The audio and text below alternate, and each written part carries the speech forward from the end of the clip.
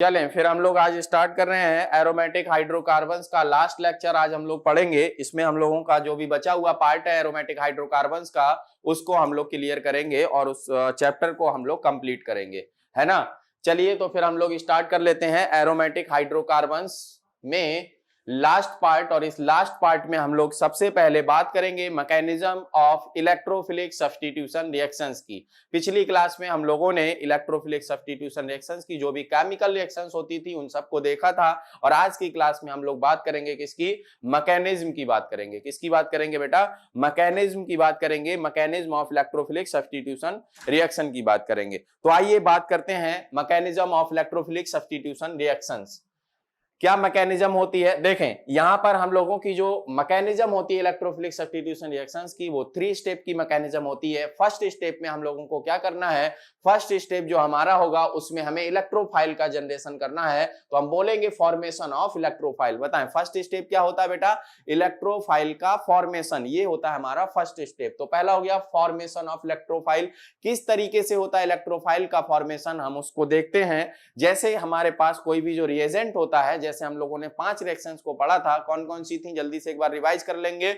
Halogenation, nitration, sulphonation, Friedel craft alkylation and Friedel Crafts acylation, ये 5 reaction हम लोगों ने पढ़ी थी। हर एक का इलेक्ट्रोफाइल हमने आपको बताया था। जैसे हैलोजिनेशन में आप लोग X+ को इलेक्ट्रोफाइल बोलते थे, नाइट्रेशन में आप लोग क्या करते थे, NO2+ को इलेक्ट्रोफाइल बोलते थे, सल्फोनेशन में SO3 जो कि न्यूट्रल इलेक्ट्रोफाइल होता था वो बनता था। और अगर फ्रीडल क्राफ्ट एल्काइलेशन की बात करते हैं तो फ्रीडल क्राफ्ट एल्काइलेशन में हम लोगों का CH3+ मतलब या कोई एल्काइल ग्रुप जो होता था, नॉर्मली हम उसको R+ बोल सकते हैं, वो इलेक्ट्रोफाइल बनता था। और अगर हम फ्रीडल क्राफ्ट एसाइलेशन की बात करते हैं तो एसाइलेशन में हम लोगों का RCO+ जो होता था वो इलेक्ट्रोफाइल की तरह काम करता था। तो ये सब इलेक्ट्रोफाइल का फॉर्मेशन कैसे होता है, आप जानते हैं कि अगर कोई भी रिएजेंट है, उस रिएजेंट में हमारे पास अगर इलेक्ट्रोफिलिक पार्ट है तो उसका डेफिनेटली न्यूक्लियोफिलिक पार्ट भी होगा। तो हम लोग इलेक्ट्रोफिलिक पार्ट और न्यूक्लियोफिलिक पार्ट दोनों को देखते हैं। अब इलेक्ट्रोफाइल का फॉर्मेशन हमें करना है फर्स्ट स्टेप में। तो किस तरीके से इलेक्ट्रोफिलिक और न्यूक्लियोफिलिक जो दोनों होंगे रिएजेंट में, उसमें से कैसे इलेक्ट्रोफाइल का जनरेशन होगा उसको हम लोग फर्स्ट स्टेप में देखते हैं। तो देखिए यहां पर हमारे पास ये कोई रिएजेंट है जिसमें इलेक्ट्रोफिलिक पार्ट भी और न्यूक्लियोफिलिक पार्ट भी है। यहां पर हम लोग क्या करेंगे, सिंपली बेटा इसमें से ये जो हमारा बॉन्ड होगा, कौन सा वाला, ये जो बॉन्ड होगा ये बॉन्ड ब्रेक होगा तो इस पर E के ऊपर आ जाएगा ये पॉजिटिव चार्ज और न्यूक्लियोफाइल पर आ जाएगा नेगेटिव चार्ज। तो इसको हम लोग बोलेंगे इलेक्ट्रोफाइल और इसको बोलेंगे हम न्यूक्लियोफाइल। बताएं जल्दी से बताएं, क्या इतनी बात समझ में आ गई आपको कि इलेक्ट्रोफिलिक पार्ट कैसे आया और न्यूक्लियोफिलिक पार्ट कैसे आया, बात क्लियर है सबको। चलें आगे देखते हैं स्टेप नंबर 2 में क्या होता है बेटा। स्टेप नंबर 2 में हम लोग फॉर्मेशन ऑफ कार्बोकैटाइन करते हैं। क्या करते हैं, फॉर्मेशन ऑफ कार्बोकैटाइन होता है। अब कार्बोकैटाइन का फॉर्मेशन कैसे होगा उसको हम लोगों को देखना है और उसको अच्छे तरीके से समझना है, क्योंकि हम अगर किसी भी रिएक्शन की मैकेनिज्म को समझ जाते हैं तो वो रिएक्शन हमारे लिए कुछ नहीं होती है, बहुत आसान हो जाती है ऑर्गेनिक केमिस्ट्री। ठीक है, तो चलिए फॉर्मेशन ऑफ कार्बोकैटाइन में क्या होता है देखते हैं। ये सबसे पहली चीज यहां पर आपको एक बात याद रखनी है कि ये जो फॉर्मेशन ऑफ कार्बोकैटाइन हम कर रहे हैं ये एक स्लो स्टेप होता है which involves attack of a electrophilic reagent. ये एक स्लो प्रोसेस है और इसके लिए हमें किसी भी एक इलेक्ट्रोफिलिक रिएजेंट का अटैक कराना पड़ेगा। अब आपको ये बात समझ में आ रही होगी कि हम इलेक्ट्रोफिलिक रिएजेंट क्यों लेते थे इलेक्ट्रोफिलिक रिएजेंट को अटैक कराने के लिए लेते थे, जिससे क्या होगा, अटैक कहां पर करेगा, वो एरोमेटिक रिंग पर करेगा। और एरोमेटिक रिंग पर जब इलेक्ट्रोफिलिक रिएजेंट अटैक करेगा तो एरिनियम आयन बनेगा। कौन सा आयन बनेगा बेटा, एरिनियम आयन बनेगा। तो ये बनेगा हमारा एरिनियम आयन। किस तरीके से बनेगा उसको देखते हैं।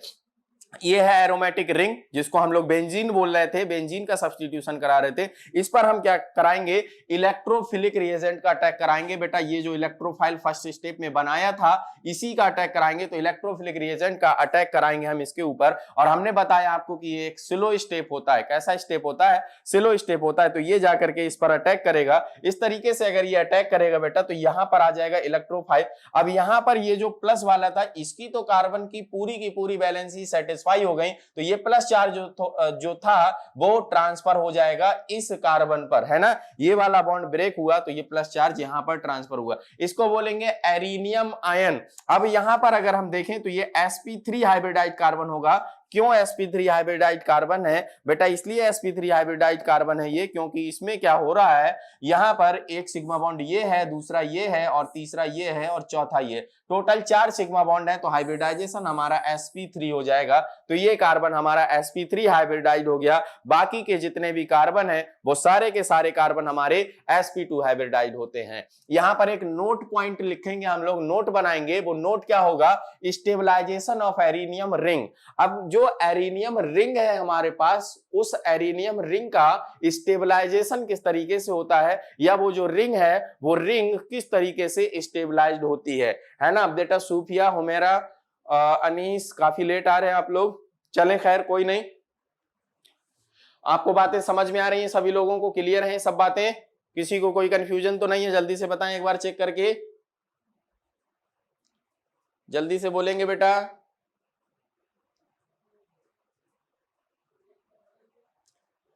चलिए, तो यहां पर जो एरिनियम रिंग होती है वो किस तरीके से स्टेबलाइज होती है, या उसको स्टेबलाइज करने वाला जो फैक्टर होता है वो कौन सा फैक्टर होता है? तो एरिनियम रिंग को स्टेबलाइज करने के लिए हमारे पास जो चीज होती है वो रिजोनेंस पाया जाता है इस रिंग में। उस रिजोनेंस की वजह से एरिनियम रिंग जो होती है वो क्या होती है? स्टेबलाइज होती है ना बेटा। चलें देखते हैं, arenium ion is stabilised by resonance. किससे स्टेबलाइज्ड होता है? रिजोनेंस से स्टेबलाइज्ड होता है। बात समझ में आ गई? जल्दी से बोले, बात समझ में आ गई? चले, रिजोनेंस से स्टेबलाइज्ड होता है। तो यहां से इस तरीके से हमारे पास ये एरिनियम आयन था, ये क्या होगा? रिजोनेंस से स्टेबलाइज्ड होगा। तो रिजोनेटिंग स्ट्रक्चर बनाना हमने आपको पहले ही सिखाया है कि रिजोनेटिंग स्ट्रक्चर्स कैसे बनते हैं। तो आप आसानी से रिजोनेटिंग स्ट्रक्चर्स को बना सकते हैं। यहां से ये जो आपका डबल बॉन्ड होगा ये शिफ्ट हो जाएगा, और शिफ्ट होकर के क्या करेगा, ये वाला जो पॉजिटिव चार्ज है ये ट्रांसफर हो जाएगा आपका किसके ऊपर? ये पॉजिटिव चार्ज ट्रांसफर हो जाएगा यहां पर। तो देखिए किस तरीके की कंडीशन मिलेगी हमें, ये डबल बॉन्ड शिफ्ट यहां पर होगा तो ये पॉजिटिव चार्ज यहां से खत्म होकर यहां पर ट्रांसफर हो जाएगा। ये बनेगा हमारा रिजोनेटिंग स्ट्रक्चर और पॉजिटिव चार्ज मिल गया हमें यहां। अगले स्टेप में हम दूसरा रिजोनेटिंग स्ट्रक्चर जब बनाएंगे तो ये वाला बॉन्ड हमारा शिफ्ट हो जाएगा। ये बॉन्ड यहां शिफ्ट हुआ तो शिफ्ट होने पर क्या होगा, ये पॉजिटिव चार्ज खत्म हो जाएगा, यहां आ जाएगा डबल बॉन्ड और ये पॉजिटिव चार्ज आ जाएगा हमारा कहां पर? इस पोजीशन पर आ जाएगा। तो ये मिलेगा हमको पॉजिटिव चार्ज। ये है हमारे रिजोनेटिंग स्ट्रक्चर। रिजोनेंस जब हम लोगों ने पढ़ा था, जब हमने आपको रिजोनेंस पढ़ाया था रिएक्शन मैकेनिज्म में, तो वहां पर आपको डिटेल में सारी चीजों को पढ़ाया था। वहां पर आप लोगों ने अच्छे तरीके से समझा था कि किस तरीके से हम रिजोनेटिंग स्ट्रक्चर्स बनाते हैं, किस तरीके से हम लोग रिजोनेंस को शो करते हैं, कौन कौन से ग्रुप्स हमारे प्लस आर ग्रुप होते हैं, कौन कौन से हमारे माइनस आर ग्रुप होते हैं, और कौन एक्टिवेटर होता है, कौन डीएक्टिवेटर होता है। इन सब के बारे में हम लोगों ने रिएक्शन मैकेनिज्म में बातें की हैं। जिन बच्चों के रिएक्शन मैकेनिज्म के लेक्चर छूटे हुए हैं वो जाकर के reaction mechanism with Ansari sir नाम से प्लेलिस्ट बनी है, इसी चैनल पर आप जाएं, वहां पर देखें। अगर उन सब चीजों को क्लियर करेंगे तो इन सब में कोई भी प्रॉब्लम, किसी भी तरीके की किसी भी बच्चे को कोई प्रॉब्लम नहीं होगी, है ना। चलें तो आगे देखते हैं। ये हम लोगों ने बनाया resonance, resonating structures. Resonating structures के बाद यहां पर आप देखिए रिजोनेंस जो है, या पाई इलेक्ट्रॉन का जो डीलोकलाइजेशन हो रहा था वो किस कार्बन पर आकर के रुक गया? यहां sp3 हाइब्रिडाइड है। अब यहां पर बॉन्ड की शिफ्टिंग नहीं हो सकती है, डबल बॉन्ड नहीं है, क्योंकि रिजोनेंस जो होता है वो पाई बॉन्ड का कैरेक्टरिस्टिक होता है, पाई बॉन्ड में पाया जाता है। इसीलिए यहां पर क्या लिखा है? Delocalisation stops at sp3 hybridised carbon. Reason आप लोगों को समझ में आ रहा होगा कि रिजोनेंस sp3 हाइब्रिडाइड होने की वजह से क्या हो गया? स्टॉप हो गया। क्यों? क्योंकि वहां पर कोई भी पाई बॉन्ड नहीं प्रेजेंट है। कौन सा प्रेजेंट है? सिग्मा बॉन्ड प्रेजेंट है। इसीलिए यहां पर रिजोनेंस जो होगा वो क्या हो जाएगा? स्टॉप हो जाएगा। बात समझ में आ गई? तो ये बन गए आपके रिजोनेटिंग स्ट्रक्चर। ये रिजोनेटिंग स्ट्रक्चर से स्टेबलाइज करते हैं किसी भी एरिनियम आयन को। बात समझ में आई सबको? जल्दी से बोले। चले, अब यहां पर हमने क्या किया, हमने इसका बना लिया हाइब्रिड। हमने बताया था रिजोनेंस हाइब्रिड, हमने रिजोनेंस एनर्जी भी बताई थी। तो रिजोनेंस एनर्जी को ये डिफाइन किया था, the energy difference between the resonance hybrid and the most stable resonating structure is known as resonance energy. तो ये बनेगा अपना रिजोनेंस हाइब्रिड। रिजोनेंस हाइब्रिड में हम इसको इस तरीके से दिखा देंगे, है ना। तो ये हो गया अपना रिजोनेंस हाइब्रिड। और किसी का भी रिजोनेटिंग स्ट्रक्चर आप बना रहे हैं उसमें जो रिजोनेंस हाइब्रिड होता है वो अदर रिजोनेटिंग स्ट्रक्चर्स के कंपेयर में क्या होता है? ज्यादा स्टेबल होता है कि नहीं होता है? ज्यादा स्टेबल होता है। चले, ये बात आपने क्लियर की। आगे आइए, आगे देखते हैं स्टेप नंबर 3 में। स्टेप नंबर फर्स्ट में आप लोगों ने फॉर्मेशन किया इलेक्ट्रोफाइल का, स्टेप नंबर 2 में आपने फॉर्मेशन किया कार्बोकैटायन का। अब स्टेप नंबर 3 में हम लोग करेंगे रिमूवल ऑफ अ प्रोटॉन, जो बेंजीन रिंग से हाइड्रोजन का रिमूवल होता है H+ के फॉर्म में, उसी H+ को हम लोग थर्ड स्टेप में रिमूव करेंगे, है ना। तो रिमूवल ऑफ प्रोटॉन में क्या होगा, it is the fast step. क्यों फास्ट स्टेप है, क्योंकि यहां पर पहले से पॉजिटिव चार्ज प्रेजेंट है ना।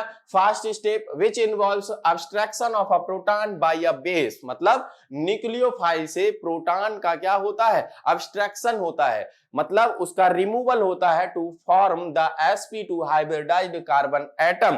किस तरीके से होता है उसको देखते हैं। ये कंडीशन आपके पास थी, ये एरिनियम आयन आपके पास में था, यहां जो पॉजिटिव चीज है इस पर बचा हुआ इलेक्ट्रोफाइल का बचा हुआ पार्ट, जिसको हम लोग न्यूक्लियोफाइल बोलेंगे या न्यूक्लियोफिलिक पार्ट बोलेंगे, वो न्यूक्लियोफिलिक पार्ट आएगा और इस हाइड्रोजन के इस कार्बन के ऊपर जो पॉजिटिव चार्ज है इस पर आकर के अटैक करेगा। किस तरीके से अटैक करेगा, क्योंकि बेटा यहाँ पॉजिटिव और निगेटिव के बीच में हो रहा है, तो ये बहुत तेजी से अट्रैक्ट होंगे, इसीलिए ये स्टेप जो होगा वो आपका कैसा होगा, फास्ट स्टेप होगा, है कि नहीं है। तो ये फास्ट स्टेप हुआ, यहां से HNU बनेगा और यहां से क्या होगा, ये वाला जो बॉन्ड होगा आपका वो यहां पर शिफ्ट हो जाएगा, है ना। तो यहां से जो इलेक्ट्रोफिलिक पार्ट था आपका वो बेंजीन रिंग पर जुड़ गया। अब ये जो E है बेटा आपका, आपने 5 रिएक्शंस को पढ़ा था, उन 5 रिएक्शंस को हम बार बार आपको बता चुके हैं, फिर से बता दें। इस E की जगह पर जब आपका Cl+ जुड़ेगा तो इसको आप लोगों ने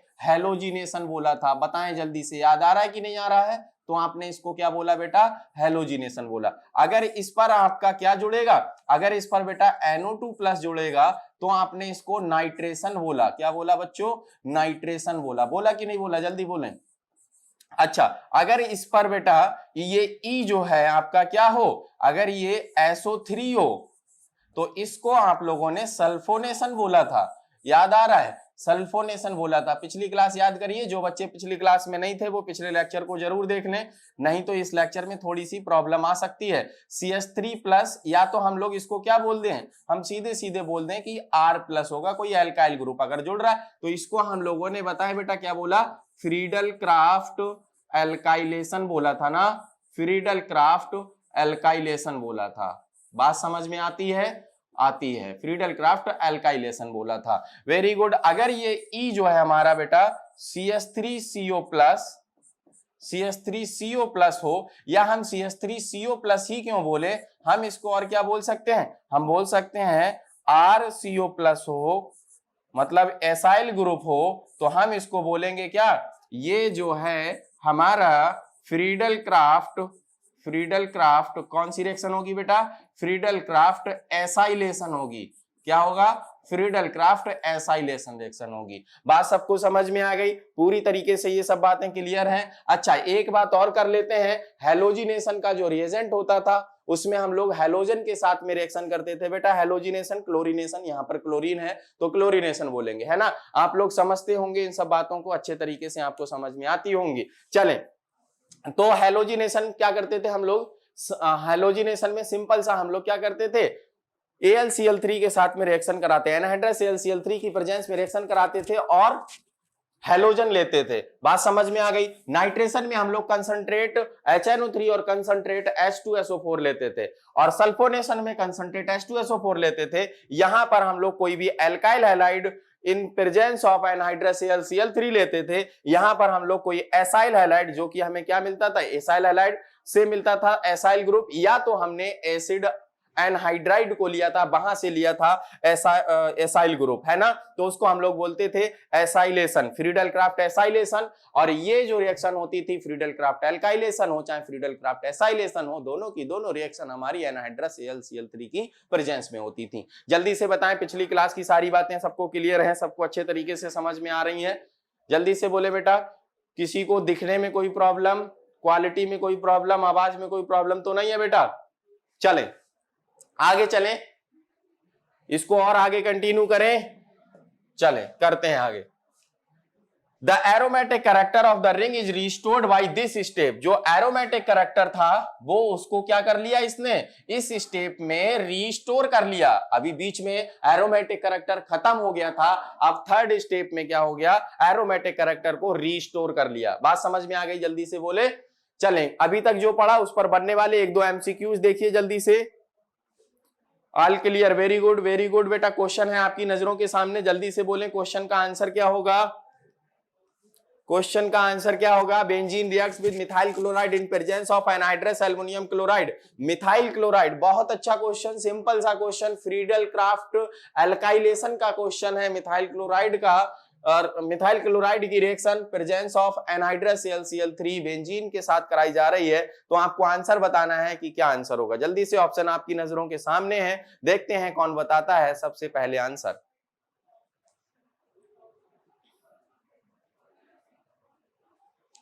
बताएं बेटा जल्दी से।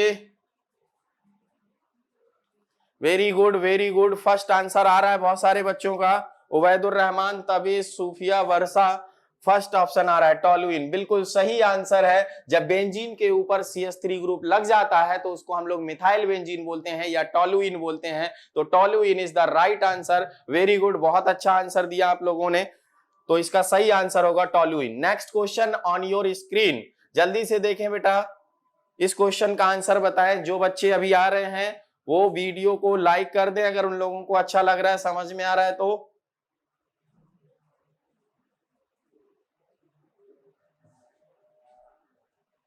जल्दी से आंसर करें। Benzene plus concentrate HNO3 concentrate H2SO4 के साथ रिएक्शन कर रहा है लेस देन 60 डिग्री सेंटीग्रेड पर, तो क्या होगा, कंपाउंड A बनेगा। वो A कंपाउंड क्या होगा, सेकंड का A answer. Very good very good, second का ए आंसर दे रहे हैं सूफिया, तबिस, वर्षा, बिल्कुल सही आंसर है बेटा, बिल्कुल सही आंसर दिया आप लोगों ने। इसका भी फर्स्ट ऑप्शन होगा, नाइट्रोबेंजीन का फॉर्मेशन होगा, क्योंकि इसका जो इलेक्ट्रोफाइल होगा वो NO2 होगा। बहुत अच्छा पढ़ा है आप लोगों ने, इन रिएक्शंस को बहुत अच्छे से सीखा है।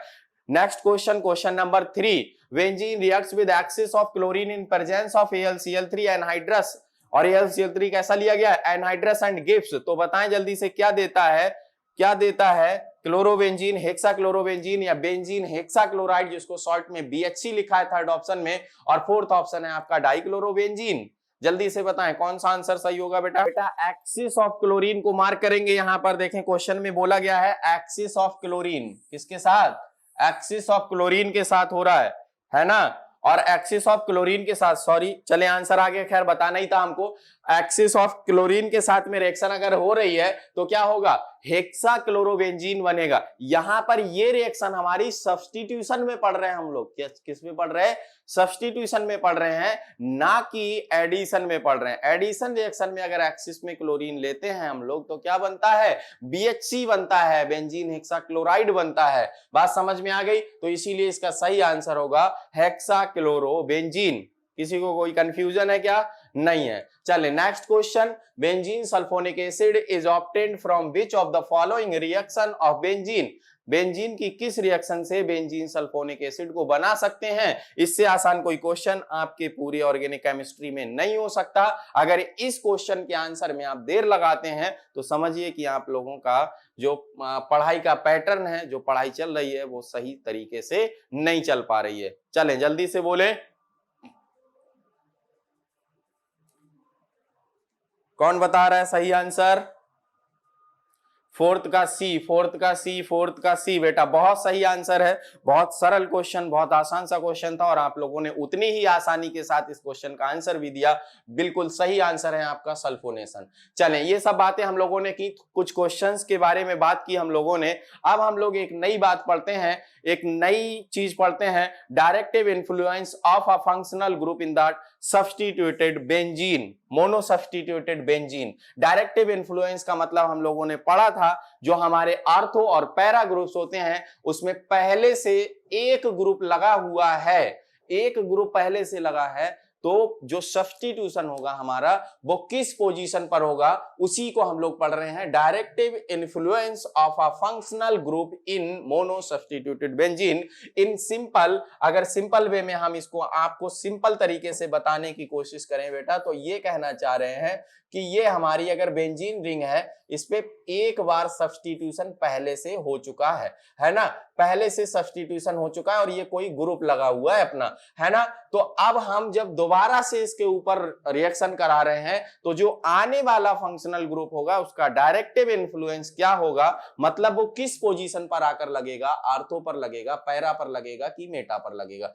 ये आर्थो पोजीशन है, ये मेटा पोजीशन है और ये पैरा पोजीशन है। आप इन सब के बारे में पहले से जानते हैं, किसी को किसी भी तरीके का कोई कंफ्यूजन इस बात में तो नहीं होगा। चलिए तो हम लोग इसको स्टार्ट करते हैं, इसको पढ़ते हैं कि डायरेक्टिव इन्फ्लुएंस में क्या होगा। Directive influence of a functional group in mono substituted benzene. सबसे पहले हम लोग बात कर रहे हैं activating ortho and para director groups की, है ना। हम लोगों ने ये बातें भी रिएक्शन मैकेनिज्म में पढ़ी हैं, लेकिन थोड़ी सी बातें हैं, हम लोग इसको कर लेते हैं और फिर बात खत्म करते हैं, है ना। The substituent that make the ring more reactive than benzene are called as ring activation group. क्या करते हैं, ऐसे सब्स्टिट्यूएंट ग्रुप जो बेंजीन पर लगने के बाद बेंजीन की रिएक्टिविटी को बढ़ा देते हैं, उनको क्या बोलेंगे, उनको बोलेंगे एक्टिवेटर ग्रुप बोलेंगे। क्या बोलेंगे, एक्टिवेटर ग्रुप बोलेंगे। कौन कौन से हैं एक्टिवेटर ग्रुप, आइए उनकी बात करते हैं। एक्टिवेटर ग्रुप में let us take an example of phenol. हमने एक एग्जांपल लिया फिनॉल का, तो उसमें क्या होगा, ये सारे के सारे आपके एक्टिवेटर ग्रुप आपकी नजरों के सामने हैं, आप लोग इनको देख सकते हैं। अच्छा, आप लोगों ने इन सबको पढ़ा है कि नहीं पढ़ा है, किसी को देखने में दिक्कत होगी कि कौन कौन से एक्टिवेटर ग्रुप हैं, तो जल्दी से आप लोग यहां से देख सकते हैं, ये सब आपके एक्टिवेटर ग्रुप हैं। मैं बहुत ज्यादा डिटेल में यहां पर इसलिए नहीं जा रहा हूं बेटा, क्योंकि मैंने आपको रिएक्शन मैकेनिज्म में जब plus R group, ortho para director group, meta director group के बारे में बताया था, तो वहां पर बहुत डिटेल में हम लोगों ने बातें की हैं। आप वहां से जाकर के देखिए और वहां से जाकर के सीखिए इन सब चीजों को, ठीक है ना। चले तो आगे चलते हैं। हम लोग फिनॉल का एक एग्जांपल लिया और फिनॉल के एग्जांपल में हम लोग क्या कर रहे हैं, यहाँ पर रिजोनेटिंग स्ट्रक्चर्स इसके शो करेंगे। यहाँ से ये जो बॉन्ड है आपका, ये जो इलेक्ट्रॉन का पेयर है, इसके साथ में क्या है, इसके साथ में क्या कर रहा है, क्या कर रहा है, इसके बाद साथ में बेटा रिजोनेंस शो कर रहा है। तो रिजोनेंस में शो करने के बाद देखें, इसके ऊपर पॉजिटिव चार्ज आएगा क्योंकि इससे इलेक्ट्रॉन जा रहे हैं, इसके ऊपर नेगेटिव चार्ज आएगा क्योंकि इसको इलेक्ट्रॉन मिले हैं, और यहां पर आ जाएगा आपका डबल बॉन्ड। अगले स्ट्रक्चर में क्या होगा, ये जो आपका नेगेटिव चार्ज है ये शिफ्ट हो जाएगा। कैसे शिफ्ट होगा, किस तरीके से, आगे, तो यहां पर आ जाएगा आपका डबल बॉन्ड, आ जाएगा कि नहीं आ जाएगा, तो यहां पर आ गया। देखिए ये वाला जब डबल बॉन्ड ये यहां शिफ्ट होगा तो ये आगे यहां शिफ्ट होता है, हमने आपको बताया है। तो ये डबल बॉन्ड यहां आ गया और यहां आ गया। ये पॉजिटिव चार्ज के ऊपर कोई फर्क नहीं पड़ा क्योंकि शिफ्टिंग तो सिर्फ इसकी हुई है, तो ये नेगेटिव चार्ज यहां मिल गया। अब ये यहां शिफ्ट होगा तो तुरंत क्या होगा, जैसे ये यहां शिफ्ट होगा तो ये यहां शिफ्ट होने लगेगा और यहां शिफ्ट होके यहां आ जाएगा आपका डबल बॉन्ड, ये आ गया डबल बॉन्ड और नेगेटिव चार्ज आपका मूव कर गया यहां पर। अच्छा, इसके बाद में और क्या बन सकता है, ये डबल बॉन्ड फर्दर यहां शिफ्ट हो जाए तो ये पॉजिटिव चार्ज खत्म और ये जो इलेक्ट्रॉन का पेयर है वो यहां शिफ्ट हो जाएगा, यहां डबल बॉन्ड आ जाएगा, फिर से वो बन जाएगा क्या, फिनॉल। नॉर्मली देखें फिनॉल बन गया नॉर्मल, है ना। ये इलेक्ट्रॉनों का डिस्प्लेसमेंट है, रिंग में इलेक्ट्रॉनों का डिस्प्लेसमेंट किस तरीके से होता है उसको समझाने की कोशिश की गई है। और इलेक्ट्रॉनों का डिस्प्लेसमेंट आप लोगों को पहले से आता था, अगर किसी को अभी भी नहीं आ रहा है, अगर किसी को अभी भी समझने में कोई प्रॉब्लम हो रही है तो वो जल्दी से कमेंट करे और कमेंट करके बताए कि क्या प्रॉब्लम हो रही है, हम उसके बारे में डिस्कस कर लेते हैं, फिर आगे की बात करते हैं। जल्दी से बोले बेटा, अगर क्लियर है तो जल्दी से कमेंट बॉक्स में क्लियर करके लिखें, और अगर किसी को कोई कंफ्यूजन है, कुछ समझ में नहीं आया तो वो जल्दी से बताए कमेंट बॉक्स में, तो हम लोग आगे की बात करें। क्लियर है, क्लियर है, चलें और आगे। क्लियर है, ओके, वेरी गुड बेटा। चलें हम लोग और आगे की बात कर लेते हैं, टाइम बच रहा है हम लोगों को, और आगे की बात करते हैं। यहां पर एक नोट पॉइंट की बात करते हैं। हैलोजन के बारे में हमने आपको वहां पर भी पढ़ाते समय बताया था कि क्या होता है, हैलोजन्स जो होते हैं वो डीएक्टिवेटर ग्रुप होते हैं, बट ये ऑर्थो और पैरा डायरेक्टर होते हैं। इस बात को आपको नोट करना है। बाकी के बारे में मैंने आपको याद रखने का तरीका सब कुछ अच्छे तरीके से वहां पर बताया था और आप लोगों ने वहां पर अच्छे तरीके से इन सब चीजों को सीखा था, है ना। चलें, directive influence of a functional group in mono substituted benzene में अब हम बात करते हैं deactivating and Meta directing groups की। किसकी बात करेंगे? मेटा डायरेक्टिंग ग्रुप्स की। अच्छा, ऑर्थो और पैरा डायरेक्टर ग्रुप में मतलब क्या समझा था आपने? हमने ये बताने की कोशिश की थी कि वहां पर इलेक्ट्रॉन की डेंसिटी जो होती है वो ऑर्थो और पैरा पोजीशन पर बढ़ती है ना। अगर किसी को कंफ्यूजन है, फिर से मैं आपको दिखाने की कोशिश कर रहा हूं, फिर से आपको समझ में आना चाहिए। देखें, इलेक्ट्रॉन की डेंसिटी बेटा देखें ऑर्थो पोजीशन पर ज्यादा है, यहां पर है कि नहीं है यहां पर इलेक्ट्रॉन की डेंसिटी पैरा पर ज्यादा है कि नहीं है, यहां पर ऑर्थो पर ज्यादा है कि नहीं है। अच्छा बताओ, ये सब जो रिएक्शंस हैं, इन सब रिएक्शन में कौन आने वाला है? आने वाला तो बेटा इलेक्ट्रोफाइल ही है ना। और इलेक्ट्रोफाइल के पास में इलेक्ट्रॉनों की कमी होती है कि नहीं होती है? होती है कि नहीं होती? होती है। तो इलेक्ट्रॉनों की कमी होती है। इलेक्ट्रोफाइल की पहचान क्या होती है कि इलेक्ट्रोफाइल क्या कहता है? मुझे वहां पर अटैक करना है जहां पर इलेक्ट्रॉन की डेंसिटी ज्यादा होगी। क्यों वहां अटैक करना है भाई? इसलिए अटैक करना है क्योंकि मेरे पास इलेक्ट्रॉन कम है। तो ये या तो यहां जाकर के अटैक करेगा आर्थो पोजीशन पर, या तो ये यहां पैरा पोजीशन पर जाकर अटैक करेगा, या तो ये यहां जाकर के किस पर, ज्यादा इधर चला गया, ये इस ऑर्थो पर जाकर के अटैक करेगा, है ना। तो ये जो ऑर्थो पैरा डायरेक्टर्स हुए, तो ये चीजें हुई। अब अगले वाले वो ग्रुप हम लोग पढ़ने वाले हैं जिसमें मेटा डायरेक्टर होंगे। क्या होंगे? मेटा डायरेक्टर होंगे। अब वो मेटा डायरेक्टर किस तरीके से होंगे? उसमें क्या होगा? उसमें इलेक्ट्रॉन की डेंसिटी मेटा पोजीशन पर बढ़ेगी, और मेटा पोजीशन पर बढ़ेगी तो उसमें इसमें इलेक्ट्रॉन का डिस्प्लेसमेंट जो हो रहा है वो अंदर की तरफ हो रहा है। उसमें ये इलेक्ट्रॉन का डिस्प्लेसमेंट ऐसे बाहर की तरफ होगा। इलेक्ट्रॉन कहां निकलेगा? बाहर की तरफ निकलेगा। तो उसको हम लोग क्या करेंगे?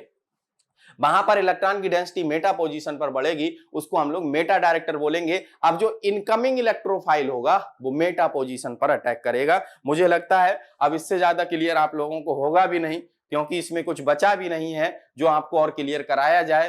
क्या बताएं, आपको अच्छे तरीके से ये बात समझ में आ गई? अगर किसी को कोई कंफ्यूजन है तो जल्दी से बता दे हमको। आए, अब हम लोग बात कर रहे हैं किसकी बेटा? हम लोग बात कर रहे हैं directive influence of Meta directing groups. तो मेटा डायरेक्टिंग एकदम इतना नहीं, हाँ यहां से बात करें हम लोग। मेटा डायरेक्टर ग्रुप्स होंगे तो वो क्या करेंगे बेटा? मेटा डायरेक्टर्स ग्रुप होंगे जो, वो क्या करेंगे? That groups, the group that make the ring less reactive. अब ये क्या करते हैं? इसकी रिएक्टिविटी को घटा देते हैं। क्यों घटा देते हैं? Then benzene is called ring deactivator. घटा कैसे देते हैं? रिंग को डीएक्टिवेट कर देते हैं, इसीलिए इनकी रिएक्टिविटी क्या हो जाती है? डिक्रीज कर जाती है, घट जाती है। बात समझ में आ गई? तो इसका example, let us take an example of a nitrobenzene. अब हम लोग क्या करेंगे? नाइट्रोबेंजीन का एग्जांपल लेंगे और उसमें इलेक्ट्रॉन बेंजीन की रिंग से अवे फ्रॉम मूव कराएंगे, है ना। बेटा जिन बच्चों ने रिएक्शन मैकेनिज्म पढ़ा है उनके लिए ये बात कुछ भी नहीं है, उनको बहुत अच्छे से समझ में आ रहा होगा। वहां मैंने और ज्यादा डिटेल में पढ़ाया है, इसीलिए अगर कोई नया बच्चा है तो जाके वहां से देखे जरूर इन सब चीजों को। ये जितने भी ग्रुप मैंने लिखे बेटा, ये सारे के सारे ग्रुप आपके मेटा डायरेक्टर ग्रुप हैं और डीएक्टिवेटर हैं। क्या है? मेटा डायरेक्टर ग्रुप हैं और डीएक्टिवेटर हैं। चलें, नाइट्रोबेंजीन का एग्जांपल लिया, इस तरीके से आपका ये जो है नाइट्रोबेंजीन है, ठीक। अब यहां से क्या होगा भाई? ये पॉजिटिव चार्ज है, तो ये जो इलेक्ट्रॉन आपको दिख रहा होगा, अगर आगे की हम बात करें तो ये यहां पर ये बॉन्ड शिफ्ट हो रहा है। अब जब ये बॉन्ड यहां शिफ्ट होगा तो बताओ इसके ऊपर क्या होगा? पॉजिटिव चार्ज डेवलप होगा, इसके ऊपर नेगेटिव चार्ज डेवलप होगा। देखें ये डेवलप हुआ कि नहीं हुआ? डेवलप हुआ ना, हुआ। तो बताओ जब ये यहां पॉजिटिव डेवलप करेगा तो पॉजिटिव डेवलप करने के लिए ये पीछे से इलेक्ट्रॉनों का डिस्प्लेसमेंट होगा। भाई पीछे इलेक्ट्रॉन दिख रहे हैं तो ये पीछे के इलेक्ट्रॉनों को अपनी तरफ अट्रैक्ट करेगा। जैसे ये इलेक्ट्रॉन यहां से यहां पर शिफ्ट होंगे तो यहां तो डबल बॉन्ड होगा, बात सही है, लेकिन यहां क्या होगा? पॉजिटिव चार्ज होगा। जब ये पॉजिटिव चार्ज आएगा तो इस पॉजिटिव चार्ज को देखने के बाद ये वाला बॉन्ड क्या शांति से बैठेगा? नहीं बैठेगा। तो ये क्या करेगा? ये इसकी तरफ शिफ्ट होगा। जब ये यहां शिफ्ट होगा तो बेटा पॉजिटिव चार्ज आपका यहां आएगा। अच्छा ये बताओ, आर्थो पोजीशन पर आपको यहां पर इलेक्ट्रॉन की डेंसिटी कैसे पता चलेगी कि मेटा पोजीशन पर ज्यादा हो रही? कैसे पता चलेगी? देखें, ऐसे पता चलेगी, यहां पर तो पॉजिटिव चार्ज है तो इलेक्ट्रॉन की डेंसिटी इस पोजीशन के कंपेयर में क्या है? कम है। अच्छा यहां पर आप देखें आगे वाले में, इस वाले स्ट्रक्चर में देखें तो पैरा पोजीशन पर तो पॉजिटिव चार्ज है, इसका मतलब मेटा पोजीशन पर तो इलेक्ट्रॉन की डेंसिटी ज्यादा है। अब ये बॉन्ड यहां शिफ्ट होगा, तो जैसे ये यहां शिफ्ट होगा, यहां डबल बॉन्ड, यहां पर पॉजिटिव चार्ज आ जाएगा आपका, ये स्ट्रक्चर बनेगा, है ना। और फर्दर फिर ये वाले को अगर यहां शिफ्ट कर लेते हैं तो नॉर्मल जो स्ट्रक्चर था हमारा वही स्ट्रक्चर आ जाता है। ये स्ट्रक्चर हमारा जिससे चले थे उसी स्ट्रक्चर पर आ गए। ये सारे के सारे हमारे बेटा क्या होंगे, रिजोनेटिंग स्ट्रक्चर्स होंगे, सारे के सारे हमारे क्या होंगे, रिजोनेटिंग स्ट्रक्चर्स होंगे। तो ये बातें हमें क्लियर होती हैं, क्लियर करती हैं इस बात को कि यहां पर इलेक्ट्रॉन की डेंसिटी जो होती है वो मेटा पोजीशन पर ज्यादा होती है, इसीलिए ये जो ग्रुप्स हैं हमारे वो कैसे ग्रुप्स हैं, मेटा डायरेक्टर ग्रुप हैं। कैसे ग्रुप है बेटा, मेटा डायरेक्टर ग्रुप हैं। क्लियर हो गई क्या ये सब बात। चलें आइए अब कुछ एमसीक्यूज की बात करते हैं। फिनॉल अगर Br2 के साथ में रिएक्शन करता है CH2 की प्रेजेंस में, तो एक कोई कंपाउंड A बनता है, साथ में HBr बन रहा है। आपको बताना है कि ये जो A है वो A क्या बना होगा, जल्दी से बताएं बेटा। देखते हैं कौन देता है सही आंसर। अभी तक क्या सीखा आप लोगों ने, जल्दी से बताएं बेटा।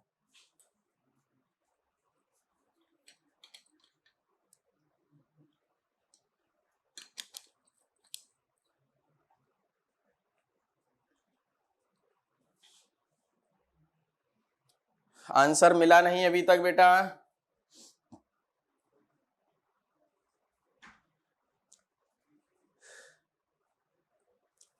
कौन दे रहा है आंसर,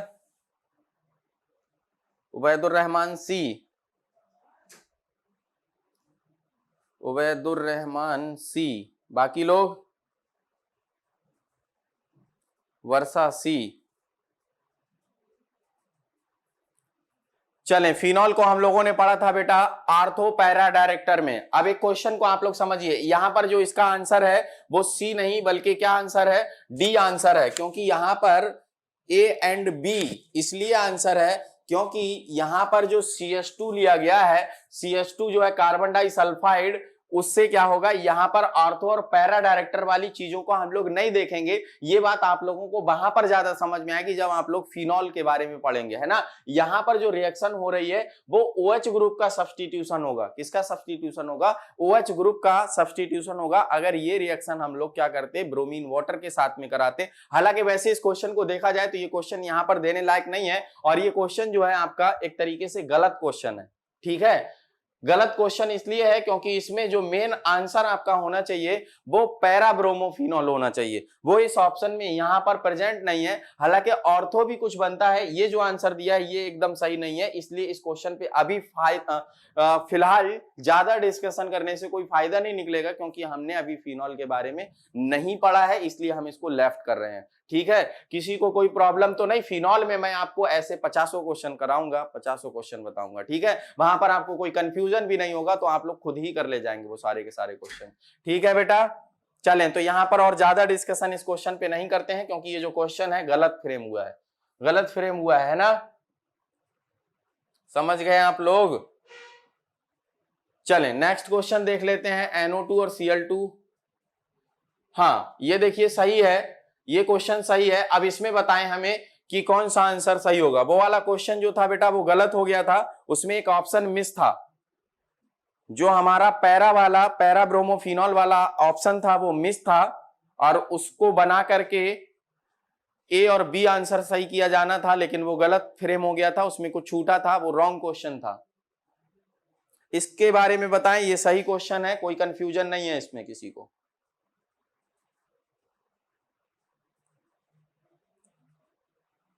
जल्दी से बताएं बेटा, सेकंड का सी आंसर,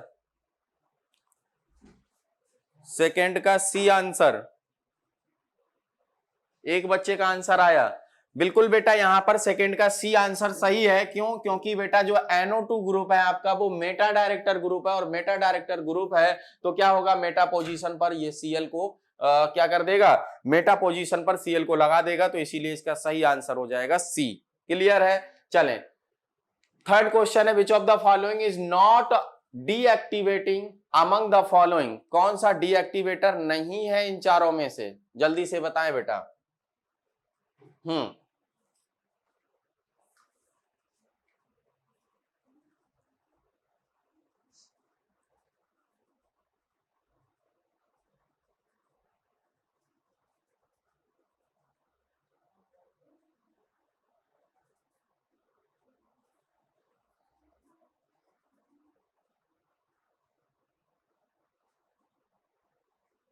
बेटा आंसर प्लीज जल्दी से आंसर दीजिए, खत्म करना है इसको आज।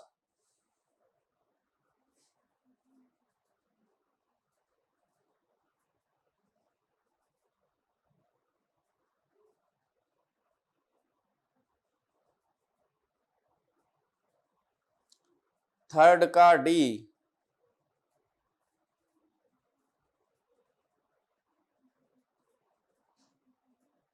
थर्ड का फोर्थ। चले भाई, थर्ड का फोर्थ, ऐसे नहीं करना था।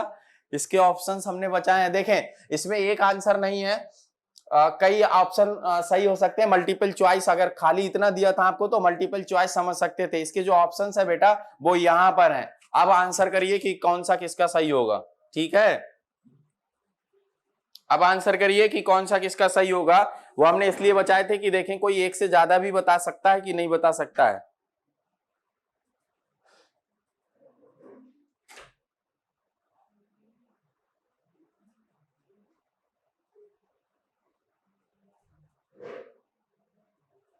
थर्ड का D, second third and fourth deactivator group. चले भाई, काफी कम बच्चों ने आंसर दिया है अभी फिलहाल, कुछ सी दे रहे हैं कुछ डी। समझिए इसको बेटा, देखिए इसका आंसर जो है सिर्फ और सिर्फ NH2 होगा। जो NH2 है, हमने आपको पहचानने का तरीका बताया था कि अगर हम बात कर रहे हैं उसकी ऑर्थो पैरा डायरेक्टर ग्रुप की, इसमें पूछा है नॉट अ डीएक्टिवेटर ग्रुप, मतलब जो डीएक्टिवेटर नहीं है। तो क्या मतलब पूछा गया है, एक्टिवेटर है। तो इसमें क्या होगा, इसमें आपका पहचानने का तरीका ये होता है कि अगर ये जो कार्बन आपका जुड़ा है वो मोर इलेक्ट्रोनेगेटिव से जुड़ा होगा, जैसे इस CHO को हम लोग बनाए तो ये CHO ऐसे ही तो बनेगा बेटा, ऐसे बनेगा तो ये ज्यादा इलेक्ट्रोनेगेटिव है, ये यहां से खींच लेगा, जब ये यहां से खींचेगा तो ये यहां से खींचेगा, और खींच रहा है तो डीएक्टिवेट तो कर रहा है। ऐसे ही क्लोरीन का केस है, क्लोरीन की बात करें तो ये C और इससे 3 क्लोरीन ऐसे करके जुड़े हुए हैं, तो इसमें क्लोरीन इससे ज्यादा इलेक्ट्रोनेगेटिव है, अगर ये यहां खींचेगा तो ये यहां खींच जाएगा, है कि नहीं है। बात समझ में आ गई। तो ये भी क्या हो गया आपका, हालांकि इसमें जो है आपका रिजोनेंस नहीं होगा, इसमें जो होगा आपका क्या होगा, हाइपर कॉन्जुगेशन होगा, और वो भी रिवर्स हाइपर कॉन्जुगेशन होगा, है ना। चले, इसके बाद ये है, तो बेटा इस पे पॉजिटिव चार्ज है, इलेक्ट्रॉनों की कमी है, तो ये तो डायरेक्टली यहां से खींचेगा इलेक्ट्रॉन को, ये भी खींचेगा। लेकिन इसके ऊपर क्या होगा, इसके ऊपर तो लोन पेयर प्रेजेंट होगा और ये तो रिंग को एक्टिवेट करेगा, तो ये रिंग का एक्टिवेटर होगा। इसीलिए इसका सही आंसर होगा फोर्थ ओनली। तो फोर्थ ओनली लिखा हुआ है सी ऑप्शन में, इसलिए सही आंसर हुआ इसका सी। अगर किसी बच्चे को कोई भी कंफ्यूजन है तो जल्दी से बताए कि सी आंसर कैसे सही हुआ। किसी को कोई कंफ्यूजन तो नहीं है, जल्दी से बोलें। मोहम्मद फाजिल, वालेकुम अस्सलाम बेटा, जल्दी से बताए बेटा, किसी को कोई कंफ्यूजन है।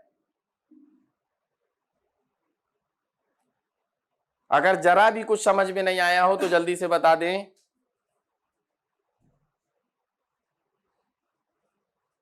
क्लियर है, ओके बेटा, ओके। फाजिल बेटा फर्स्ट टाइम क्लास कर रहे हैं आप। चलिए नेक्स्ट क्वेश्चन की तरफ मूव करते हैं फिर, है ना। The correct order of the reactivity toward the electrophilic substitution of the compound aniline, benzene and nitrobenzene, जल्दी से बताएं कौन सा आंसर सही होगा।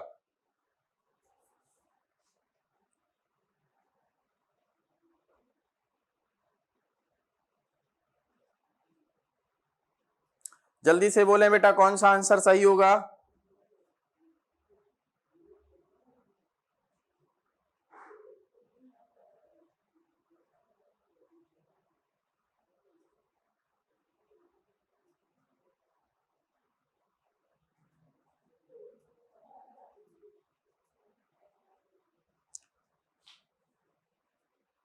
किसी का आंसर नहीं आया अभी तक।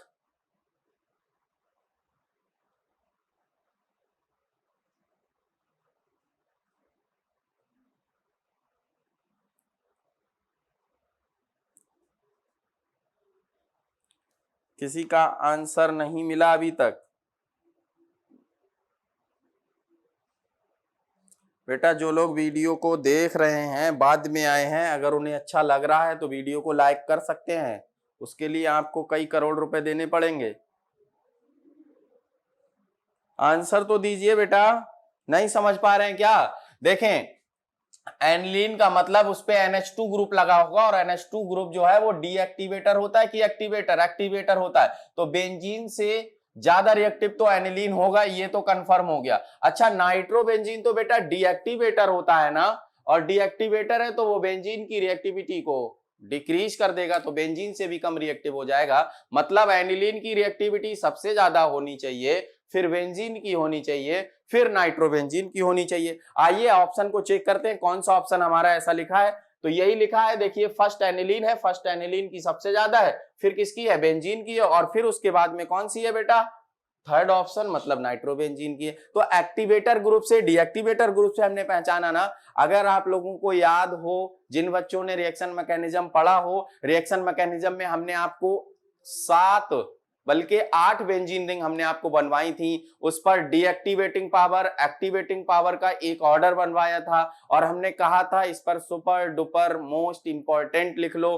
क्यों? क्योंकि हर साल नीट के एग्जाम में इन 8 कंपाउंड में से कोई 4 कंपाउंड उठा करके दिए जाते हैं और रिएक्टिविटी के डिक्रीजिंग ऑर्डर में अरेंज करने के लिए बोला जाता है। अगर किसी को याद आई है ये बात तो जल्दी से वो यहां पर कमेंट करके मुझे बता दे, तो मुझे खुशी होगी कि हाँ आप लोगों ने पढ़ा है, आपको याद है। और अगर नहीं याद है तो आप वहां जाइए, लेक्चर देखिए, वो डीएक्टिवेटिंग पावर, वो एक्टिवेटिंग पावर के जितने भी क्वेश्चंस थे हम लोगों ने वहां पर कवर अप किए थे और अच्छे तरीके से उन सबको सीखा था। जल्दी से बताएं, किसी को याद आया क्या? 5वां क्वेश्चन है, the order of decreasing reactivity towards an electrophilic reagent for the following. अब ये भी क्वेश्चन उसी तरीके का है, देखते हैं कौन बताएगा। ओह, देखते हैं कौन बताएगा।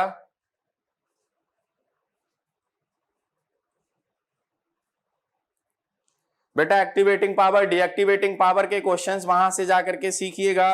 वर्षा ने बोला कि हाँ याद आया, तविश ने बोला याद आया, बढ़िया बात है, अच्छी बात है। आप लोगों को याद है तो जाएं जल्दी से वहां पर। जिन बच्चों को नहीं समझ में आ रही ये बात, वहां से जाएंगे, देखेंगे। हम बार बार उन सब चीजों को रिपीट नहीं कर सकते बेटा, क्योंकि हमें सिलेबस के ऊपर भी ध्यान देना है।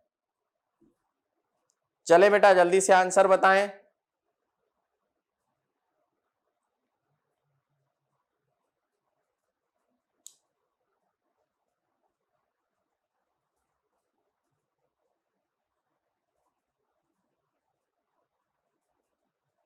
कौन बता रहा है आंसर?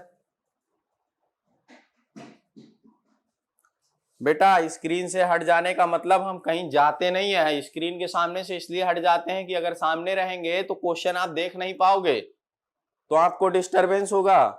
इसलिए क्वेश्चन के सही तरीके से आप लोग देख पाए क्वेश्चन को, इसलिए स्क्रीन से हट जाते हैं। इसका मतलब ये नहीं कि घूमने चले जाते हैं। जल्दी आंसर दिया करिए आप लोग। 5th का सी ऑप्शन, उबैदुर रहमान का आंसर आया 5th का सी। बाकी लोग क्या कर रहे हैं भाई? जल्दी से आंसर दीजिए। चले, सी आंसर सही है, क्योंकि देखिए फिनॉल की एक्टिवेटिंग पावर ज्यादा थी, फिर इसके बाद टोलुइन पे CH3 एक्टिवेटर है, ये भी एक्टिवेटर है, और ये तो डीएक्टिवेटर है, ये तो सबसे कम होगा। अगर इतनी ही बात आपको पता रहे कि ये डीएक्टिवेटर है, सबसे कम होगा, तो थर्ड ऑप्शन सबसे कम होगा। इसका मतलब फर्स्ट या थर्ड में से कोई एक हो सकता है। अच्छा, उसके बाद ये भी पता रहेगा कि ये एक्टिवेटर है, तो बेंजीन जो है इन सबसे कम होगा, मतलब ये होगा। फिर ओहो, फिर क्या होगा? फिर ये होगा। तो इसमें क्या मिलेगा आपको? क्लोरोबेंजीन डीएक्टिवेटर है, सबसे पीछे जाएगा। फिनॉल की पावर सबसे ज्यादा होती है एक्टिवेटिंग पावर इन चारों ऑप्शन में, तो इसीलिए फिनॉल सबसे ज्यादा अच्छा एक्टिवेटर, इसलिए इसका सही आंसर हुआ बेटा थर्ड ऑप्शन। उम्मीद है कि आप लोग समझ गए होंगे इस बात को, है ना? आंसर आप लोग नहीं देते जल्दी। चलिए थोड़ा सा हम लोग कार्सिनोजेनिसिटी एंड टॉक्सिसिटी के बारे में पढ़ लेते हैं। बहुत ज्यादा बड़ा टॉपिक नहीं है, हालांकि एग्जाम में इससे बहुत ज्यादा लेना देना नहीं होता है, लेकिन थोड़ा सा छोटा सा टॉपिक है, इतू सा टॉपिक है, 5 मिनट का टाइम लगेगा, तो आपके 5 मिनट हम लेते हैं और इस टॉपिक को खत्म करते हैं। कार्सिनोजेनिसिटी और टॉक्सिसिटी के बारे में पढ़ रहे हैं हम लोग। इस टॉपिक में छोटा सा है, थोड़ा सा कार्सिनोजेनिसिटी एंड टॉक्सिसिटी। तो एक बात यहां पर देखिए, कार्सिनोजेनिक क्या होता है? कार्सिनोजेनिक, इसका मतलब होता है कैंसर कॉजिंग एजेंट। कौन से एजेंट? Cancer causing agent. जिन एजेंट से कैंसर होता है उसको बोलते हैं कार्सिनोजेनिक एजेंट, है ना।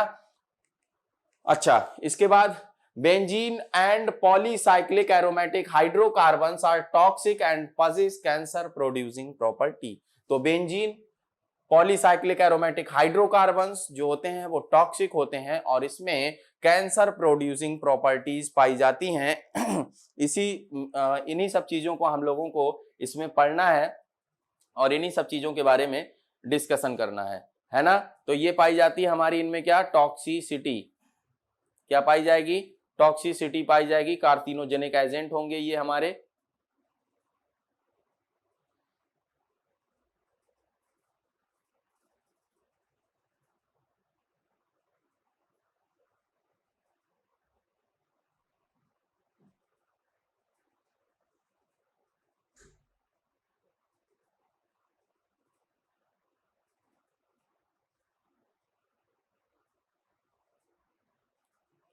चलें आगे बात करते हैं। इसमें क्या होता है, हाइड्रोकार्बन्स कंटेनिंग टू और more benzene rings fused together are called polycyclic aromatic hydrocarbon. उनको क्या बोलते हैं, पॉलीसाइक्लिक, मतलब एक से ज्यादा जब साइक्लिक रिंग्स उसमें पाई जाएंगी तो उसको हम लोग बोल देंगे पॉलीसाइक्लिक एरोमेटिक हाइड्रोकार्बन्स। क्या बोल देंगे, पॉलीसाइक्लिक एरोमेटिक हाइड्रोकार्बन्स, है ना। चलिए, several polycyclic aromatic hydrocarbons are produced by the incomplete combustion of tobacco, coal and petroleum. उनके इनकम्प्लीट कंबशन से ये चीजें बनती हैं, तो ये क्या करते हैं, कैंसर कॉज करते हैं। In liver benzene oxidise to an epoxy diol which causes cancer. तो बेंजीन कैसे करके करता है, जब लीवर में बेंजीन चला जाता है तो वहां से क्या होगा, ये ऑक्सीडाइज होगा और एपॉक्सी डाइऑल का फॉर्मेशन करेगा और ये एपॉक्सी डाइऑल जो है वो क्या कॉज करेगा, कैंसर कॉज करेगा। तो ये बात भी समझ गए होंगे आप लोग, है ना। तो कैंसर कॉजिंग एजेंट हुआ आपका बेंजीन, लीवर में जाने पर ऑक्सीडाइज हो जाता है एपॉक्सी डाइऑल में, इसीलिए वो क्या कॉज करता है, कैंसर कॉज करता है। बात समझ में आ गई।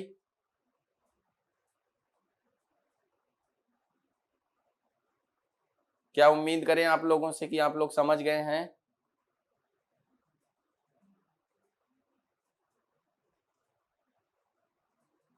चलिए आगे चलते हैं। epoxy diol can react with DNA leading to uncontrolled growth of the certain cells। जब uncontrolled growth होती है certain cells की, बायोलॉजी में आप लोगों ने पढ़ा होगा क्या होता है, वहां पर अनकंट्रोल्ड ग्रोथ होती है, मैलिग्नेंट ट्यूमर और बिनाइन ट्यूमर, ये सब बातें पढ़ी होंगी। तो जब अनकंट्रोल्ड ग्रोथ होती है सेल की, उसी को तो हम लोग क्या बोलते हैं, कैंसर बोलते हैं, है ना। चलिए, सम ऑफ द कार्सिनोजेनिक हाइड्रोकार्बन्स, इनके बस स्ट्रक्चर देख लीजिए। 1,2 बेंजानथ्रासीन, है ना। इसका नाम याद नहीं रखना किसी को, बस खाली समझना है थोड़ी सी चीजों को। ये है 3 मिथाइल कोलेंथ्रीन, है ना। नाम याद नहीं रखना है बेटा। चलिए एक और है 1,2 बेंज पायरीन, ठीक। तो ये आपके कार्सिनोजेनिक एजेंट्स हैं। ये है आपका, ये भी कार्सिनोजेनिक एजेंट है, ये भी कार्सिनोजेनिक एजेंट है। बस यहां से हमारी बात हुई खत्म और कार्सिनोजेनिक एजेंट्स को हम लोगों ने किया कंप्लीट, है ना। तो हम लोगों को बस इतना ही इसमें पढ़ना था, कोई भी और चीज एक्स्ट्रा नहीं पढ़नी थी। हमने आपके एरोमेटिक हाइड्रोकार्बन्स को भी कंप्लीट कर दिया है।